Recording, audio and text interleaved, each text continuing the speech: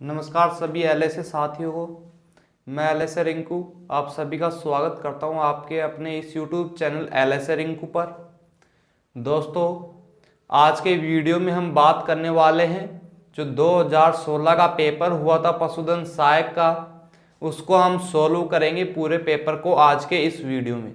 दोस्तों, चैनल अच्छा लगा हो तो चैनल को सब्सक्राइब करें और ज़्यादा से ज़्यादा सभी पशुधन सहायकों के भाइयों के पास में शेयर करें। मेरी आपसे रिक्वेस्ट है ताकि मैं आपको लाइव कुछ स्टडी मैटर दे सकूं। तो चलिएगा दोस्तों, स्टार्ट करते हैं आज के पहले क्वेश्चन से जो 2016 के पेपर में आया था। ठीक है, तो आज के वीडियो में सोल्व करने वाले हैं 2016 का क्वेश्चन पेपर। तो उसका पहला क्वेश्चन था ओस्टियोलॉजी अध्ययन है। ओस्टियोलॉजी के तहत किसका अध्ययन किया जाता है? तो दोस्तों इसका आंसर होगा ऑप्शन नंबर 1 फर्स्ट अस्थियों का। ओस्टियोलॉजी के तहत किसका अध्ययन किया जाता है? अस्थियों का। ठीक है, नेक्स्ट क्वेश्चन है अस्थि के छिद्र जिनमें से रक्त वाहिनियां या तंत्रिकाएं गुजरती हैं वो क्या कहलाती हैं? तो दोस्तों जिनसे रक्त वाहिनियां या तंत्रिकाएं गुजरती हैं वो छिद्र क्या कहलाएंगे? वो छिद्र दोस्तों फोरामेन कहलाएंगे। ऑप्शन नंबर 2 इस क्वेश्चन का आंसर होगा। ठीक है, नेक्स्ट क्वेश्चन की तरफ चलते हैं। सबसे इजी क्वेश्चन लग रहा है मेरे को। कोशिका का शक्ति ग्रह किसे कहा जाता है? Power house of cell. ठीक है, तो कोशिका का शक्ति ग्रह दोस्तों माइटोकॉन्ड्रिया को कहा जाता है। ऑप्शन नंबर 2 इसका आंसर हो जाएगा। ठीक है, नेक्स्ट क्वेश्चन की तरफ चलते हैं कि गोवंश के पशुओं में कशोरिक दंड का सूत्र होता है। ठीक है, क्वेश्चन क्या है अपना कि गोवंश में कशोरिक दंड का सूत्र होता है। तो दोस्तों ये 4 सूत्र दिए गए हैं, आपको इनमें से बताना है गोवंश का कशोरिक सूत्र क्या होता है। तो मैं आपको बता दूं गोवंश का कशोरिक जो दंड सूत्र होता है C7 TH थोरेसिक 13 लुम्बर 6 होती है, S सर्वाइकल होती है 5 और लास्ट में होती है 18 से 20। तो दोस्तों ऑप्शन नंबर फर्स्ट इसका आंसर होगा। चलते हैं नेक्स्ट क्वेश्चन की तरफ कि अग्रपाद में नहीं पाई जाने वाली अस्थि है। आपको 4 अस्थियां दी गई हैं, आपको इनमें से बताना है कि अग्रपाद में कौन सी अस्थि नहीं पाई जाती है। ठीक है, तो दोस्तों जो अग्रपाद में मेटाटार्सल्स नहीं पाई जाती हैं। ठीक है, और बाकी ह्यूमरस स्केपुला मेटाकार्पल्स तीनों पाई जाती हैं। नेक्स्ट क्वेश्चन है हमारा कि सही कथन है। 4 कथन आपको दिए गए हैं, इनमें से एक कथन ऐसा है जो सही है, बाकी तीनों गलत है। ठीक है, पहला कथन क्या है? बाएं फेफड़े की तुलना में दायां फेफड़ा बड़ा होता है। ठीक है, दाएं फेफड़े की तुलना में बायां फेफड़ा बड़ा। दोनों फेफड़े आकार में बराबर होते हैं, दोनों फेफड़ों में बराबर पालिकाएं होती है। तो दोस्तों पहला ऑप्शन इसमें सही है, बाकी के तीनों गलत हैं। ठीक है, नेक्स्ट क्वेश्चन है कि कंडरा जोड़ता है। कंडरा किनको जोड़ने का कार्य करता है? मांसपेशी से मांसपेशी को, अस्थि से अस्थि को, मांसपेशी से अस्थि को या स्नायु से अस्थि को। तो दोस्तों जो कंडरा होता है मसल्स को बोन से जोड़ने का कार्य करता है, इसलिए आंसर होगा ऑप्शन नंबर 3 मांसपेशी से अस्थि को। कंडरा किसको जोड़ने का कार्य करता है? मांसपेशी से अस्थि को। ठीक है, नेक्स्ट क्वेश्चन दोस्तों निम्नलिखित में से शरीर के पाचन तंत्र का भाग नहीं है। 4 भाग आपको दिए गए हैं, इनमें से आपको बताना है कि पाचन तंत्र का भाग कौन सा नहीं है? ग्रसनी, पलिया, गुदा या मुंह। तो दोस्तों जो पाचन तंत्र का भाग नहीं होता है वो पलिया नहीं होता है, बाकी ये तीनों पाचन तंत्र के भाग होते हैं। नेक्स्ट क्वेश्चन मूत्र में हीमोग्लोबिन की उपस्थिति कहलाती है कि मूत्र में हीमोग्लोबिन का आना क्या कहलाएगा? मूत्र में हीमोग्लोबिन का आना कहलाएगा दोस्तों हीमोग्लोबिन यूरिया। ठीक है, ऑप्शन नंबर 2 इस क्वेश्चन का आंसर हो जाएगा। क्लियर दोस्तों, नेक्स्ट क्वेश्चन की तरफ चलते हैं कि रक्त का सामान्यतः पीएच कितना होता है? इजी क्वेश्चन है, सभी दोस्त इसका आंसर दे सकते हैं। रक्त का सामान्य पीएच होता है जो 7.4 होता है। ठीक है, ऑप्शन नंबर 3। नेक्स्ट क्वेश्चन है नेफ्रॉन की संरचनात्मक एवं क्रियात्मक इकाई क्या है? तो दोस्तों ये भी इजी क्वेश्चन लग रहा है मेरे को। नेफ्रॉन की संरचनात्मक एवं क्रियात्मक इकाई कौन सी है? ठीक है, वर्कक को बोला जाता है। ऑप्शन नंबर 2 इसका आंसर हो जाएगा।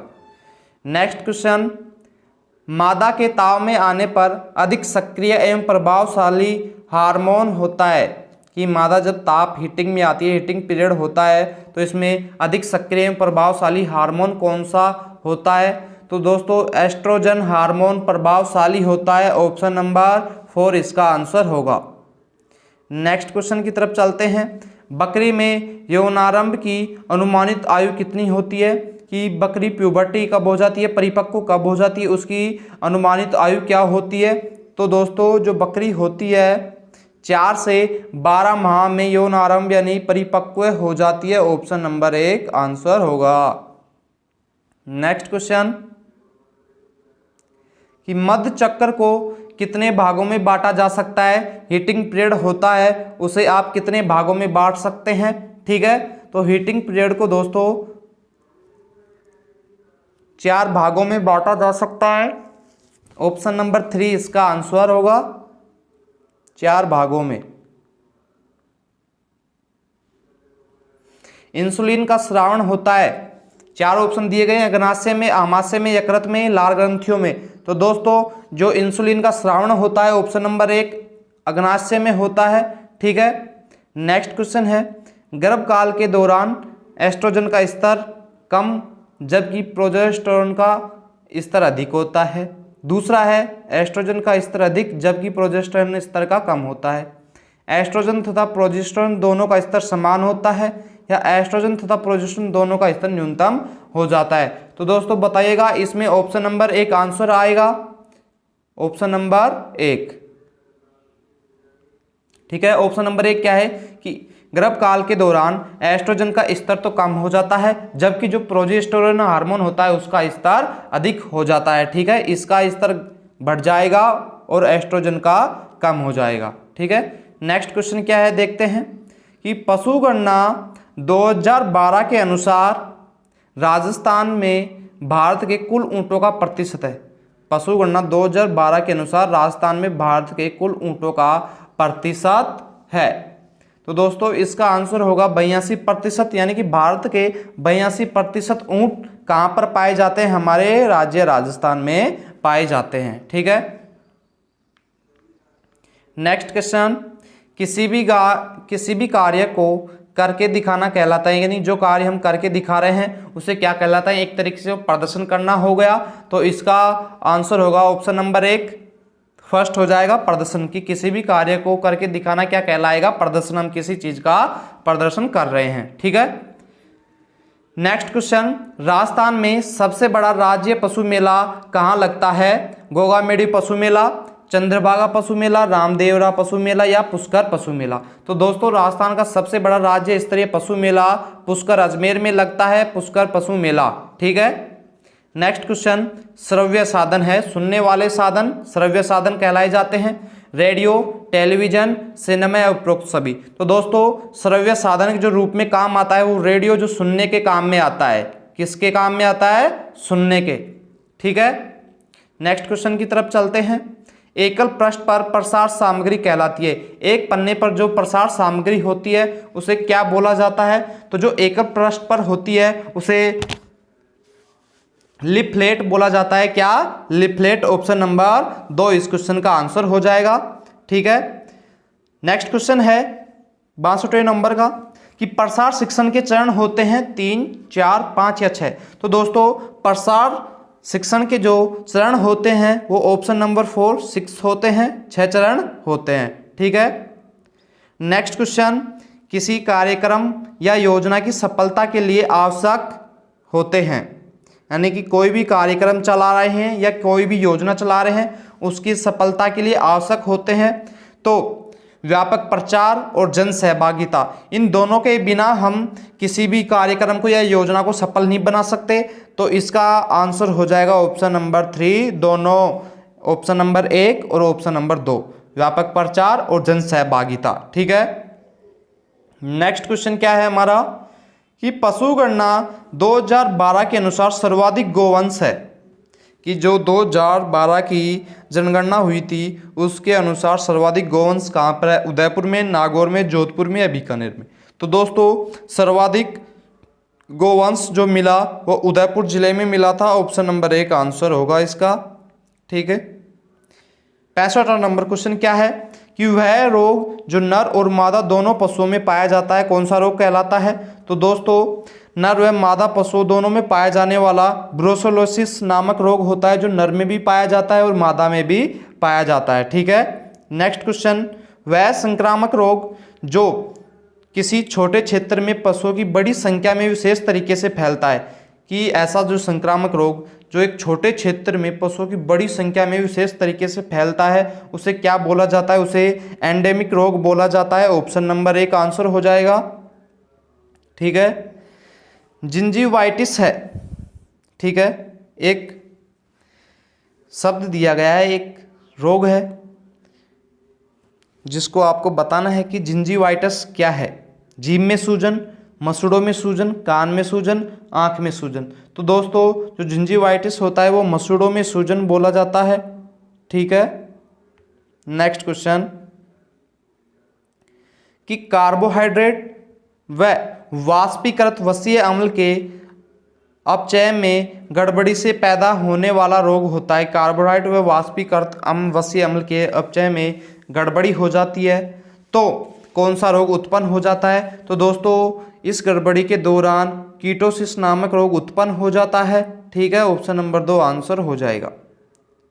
नेक्स्ट क्वेश्चन, कि शरीर के प्राकृतिक छिद्र जैसे नाक, मुंह व गुदा से रक्तस्राव विशेष लक्षण है। ठीक है। कि जो शरीर के प्राकृतिक छिद्र होते हैं, नाक, मुंह, गुदा से रक्तस्राव का विशेष लक्षण होता है। तो दोस्तों ये एंथ्रेक्सिस में होता है कि इन तीनों में से रक्तस्राव होने लग जाता है एंथ्रिक्स में। ठीक है। नेक्स्ट क्वेश्चन है हमारा, लंगड़ा बुखार का रोग कारक है। जो लंगड़ा बुखार होता है उसका रोग कारक क्या होता है? तो दोस्तों लंगड़े बुखार का रोग कारक कोलेस्ट्रियम चेवाई होता है। ऑप्शन नंबर 1 इसका आंसर हो जाएगा। ठीक है। नेक्स्ट क्वेश्चन, हाइड्रोफोबिया का प्रमुख लक्षण क्या है? हाइड्रोफोबिया का प्रमुख लक्षण दोस्तों इसका भी आंसर होगा रेबीज का। ठीक है। हाइड्रोफोबिया रेबीज का प्रमुख लक्षण है।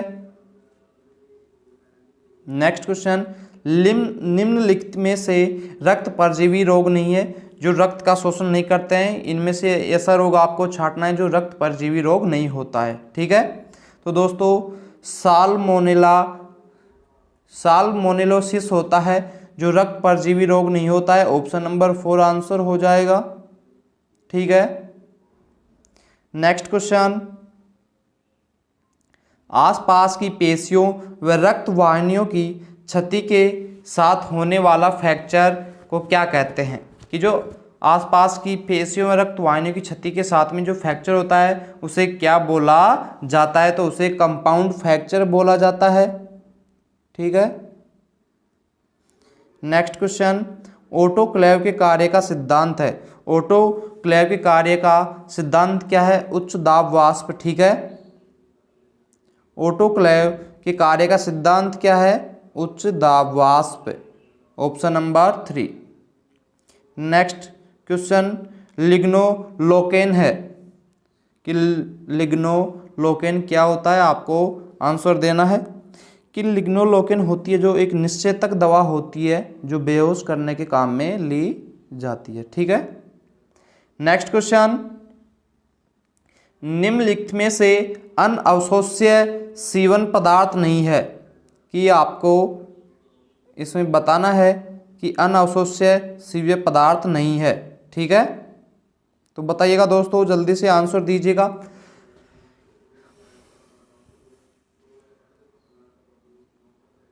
निम्नलिखित में से अनअवशोष्य सीवन पदार्थ नहीं है। तो दोस्तों इसका आंसर जो होगा वो होगा कैटगेट। ठीक है। Option number 3, option number 2 sorry दोस्तों, कैटगेट। नेक्स्ट क्वेश्चन है, बछड़ों में करियर लिकायन हेतु उपयुक्त आयु है? तो इस क्वेश्चन का आंसर होगा दोस्तों ऑप्शन नंबर 1, 4 से 10 दिनों के अंदर हम कर सकते हैं। नेक्स्ट क्वेश्चन है, ट्रोकर कैनुला उपकरण का उपयोग प्राय गोवंश में किस उपचार हेतु किया जाता है? ठीक है, क्वेश्चन को अच्छे से पढ़ लीजिएगा फिर आंसर दीजिएगा कि ट्रोकर कैनुला उपकरण का उपयोग प्राय गोवंश में किस उपचार में किया जाता है? तो आफरा को दूर करने के लिए किया जाता है, आफरा के उपचार में। ठीक है, आंसर हो जाएगा option number 2। Next question, docking से अभिप्राय है बाल काटना, सींग काटना, खुर काटना या पूंछ काटना? तो डॉकिंग से अभिप्राय है कि पशु की पूंछ काटना। ठीक है, ऑप्शन नंबर 4। नेक्स्ट क्वेश्चन, गोली या तीव्र नोक वाले हथियार से होने वाला घाव, गोली या तीव्र नोक से होने वाला हथियार को क्या होने वाले घाव को क्या बोला जाता है? भेदित घाव, बींदना या जो भेद के किया गया हो, भेदित घाव। नेक्स्ट क्वेश्चन, दाने में सामान्यतः क्रूड फाइबर की होता है, दाने में कितने प्रतिशत क्रूड फाइबर होता है?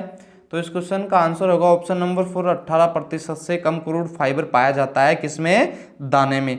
ठीक है, 4 कथन दिए गए हैं नीचे, सही कथन का चुनाव करना है, ध्यान से पढ़िएगा। पहला कथन क्या है? चारे में क्रूड फाइबर 18% से अधिक तथा जो TDN होता है वो 60% से कम होता है। अगला कथन, चारे में क्रूड फाइबर 18% से कम तथा TDN 60% से अधिक होता है। तीसरा ऑप्शन है, दाने में क्रूड फाइबर 18% से अधिक तथा TDN 60% से अधिक, दोनों अधिक बता रहा है इसमें। लास्ट ऑप्शन है, दाने में क्रूड फाइबर 18% से कम तथा TDN 60% से कम, दोनों इसमें कम बता रहा है।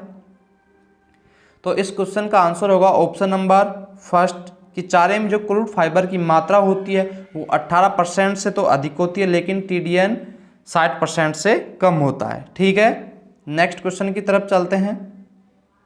1 ग्राम वसा के पूर्ण ऑक्सीजन से उत्पन्न कैलोरी होती है कि जो 1 ग्राम वसा का अणु होता है उसके पूर्ण ऑक्सीकरण से कितनी कैलोरी ऊर्जा उत्पन्न होती है?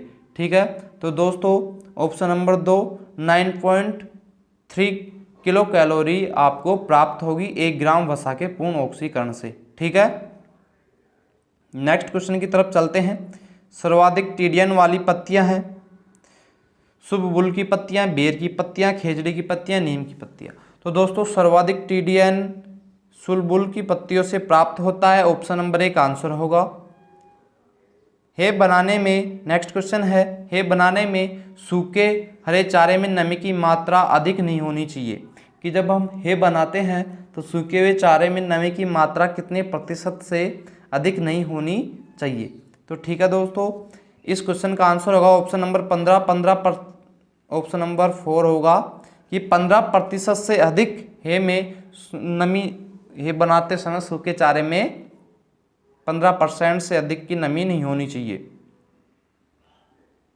नेक्स्ट क्वेश्चन, एक अच्छे साइलेज में हरे चारे का पोषण मान संरक्षित होता है। एक जो अच्छा साइलेज होता है उसमें आपको हरे चारे का पोषण मान कितना होता है ये बताना है। तो दोस्तों हरे चारे में 80 से 85% मान इसका संरक्षित होता है। ठीक है, नेक्स्ट क्वेश्चन, भैंस को प्रति 100 किलोग्राम शरीर भार पर दिए जाने योग्य शुष्क आहार की मात्रा कितनी होती है? कि एक भैंस 100 kg की है तो उसके भार के हिसाब से उसे कितना शुष्क पदार्थ दिया जाना चाहिए? ऑप्शन नंबर 2 इसका आंसर होगा 2.5 kg से 3 kg तक दिया जा सकता है। तो इसमें आपको 3 kg दिया हुआ है तो आप 3 kg इसमें टिक कर सकते हैं। ठीक है,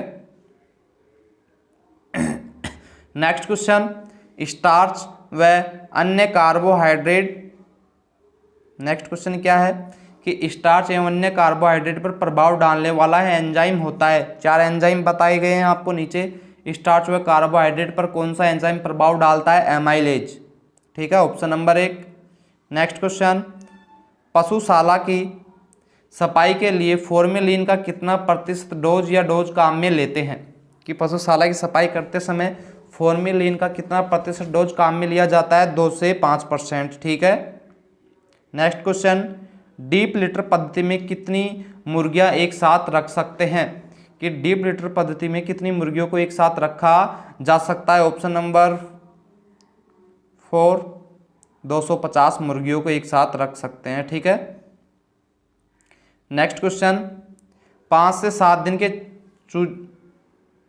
चूजों में कौन सा टीकाकरण किया जाता है, कि जो 5 से 7 दिन के चूजे होते हैं उनमें कौन सा टीकाकरण किया जाता है। तो 5 से 7 दिन के चूजों में रानीखेत डिजीज नामक टीकाकरण किया जाता है। ठीक है। नेक्स्ट क्वेश्चन, बछड़ों में रासायनिक विधि से सींग रोधन हेतु कौन सा रसायन काम में लिया जाता है, कि रासायनिक विधि से जब सींग रोधन करते हैं तो कौन सा रसायन काम में लिया जाता है, कास्टिक सोडा। ऑप्शन नंबर 1 इसका आंसर हो जाएगा। नेक्स्ट क्वेश्चन, गायों में गलघोंटू का टीकाकरण कब किया जाता है, गायों में गलघोंटू रोग का टीकाकरण कब किया जाता है। तो दोस्तों ये मई से जून में किया जाता है। ठीक है। नेक्स्ट क्वेश्चन, फेरोइंग है भेड़ में ब्याने की प्रक्रिया, सूरी में ब्याने की प्रक्रिया, बकरी में ब्याने की प्रक्रिया, घोड़ी में ब्याने की प्रक्रिया। तो दोस्तों फेरोइंग जो होती है सूरी में, सूअर में, पिग में ब्याने की प्रक्रिया होती है। ठीक है। ऑप्शन नंबर 2 आंसर होगा। नेक्स्ट क्वेश्चन, राजस्थान की सबसे महीन ऊन वाली भेड़ की नस्ल है, कि जो सबसे बारीक महीन ऊन देती है वो नस्ल कौन सी होती है। दोस्तों सबसे महीन जो ऊन देती है वो चोकला नस्ल की भेड़ से प्राप्त होती है। Option number 1। ऊंट को प्रतिदिन कितने लीटर पानी की आवश्यकता होती है, 20 से 40 लीटर। नेक्स्ट क्वेश्चन, गायों में गुणसूत्र की संख्या होती है 60। ठीक है। नेक्स्ट क्वेश्चन क्या हो गया, समसूत्री विभाजन में कितनी अवस्थाएं होती हैं, समसूत्री विभाजन में कितनी अवस्थाएं होती है। तो दोस्तों समसूत्री विभाजन में 6 अवस्थाएं होती हैं। ठीक है। नेक्स्ट क्वेश्चन, अनुवांशिकी के पितामह, इजी क्वेश्चन है, पढ़ते आ रहे हैं आप, मेंडल। ठीक है। नेक्स्ट क्वेश्चन, सगे भाई बहनों में प्रजनन निम्न में से क्या कहलाता है, क्लोज प्रजनन या क्लोज ब्रीडिंग। सगे भाई बहनों में प्रजनन क्या कहलाएगा, क्लोज ब्रीडिंग। ठीक है। नेक्स्ट क्वेश्चन, कौन सी प्रजनन पद्धति से नई नस्ल पैदा की जा सकती है, ऐसी कौन सी पद्धति है जिससे नई नस्ल पैदा की जा सकती है, क्रॉस ब्रीडिंग से। ठीक है। नेक्स्ट क्वेश्चन, हेरिटोबिलिटी को किस चिन्ह से प्रदर्शित किया जाता है, हेरिटोबिलिटी को किस चिन्ह से प्रदर्शित किया जा सकता है दोस्तों। ऑप्शन नंबर 2 H⁻² से। ठीक है। नेक्स्ट क्वेश्चन, आरएनए में यूरेसिल किस नाइट्रोजन बेस के स्थान पर होता है। ठीक है, कि आरएनए में यूरेसिल किस नाइट्रोजन बेस के स्थान पर होता है, थाइमिन के स्थान पर। ठीक है। नेक्स्ट क्वेश्चन, डीएनए का मॉडल किसने दिया था, वॉटसन और क्रिक ने। Option number 4। Next question, T आकार का गर्भाशय किस मादा में पाया जाता है, टी आकार का गर्भाशय दोस्तों घोड़ी में पाया जाता है। ठीक है। Option number 3। निम्न में से किस में कोटिलीडोन प्रकार की जट नहीं पाई जाती है। ठीक है।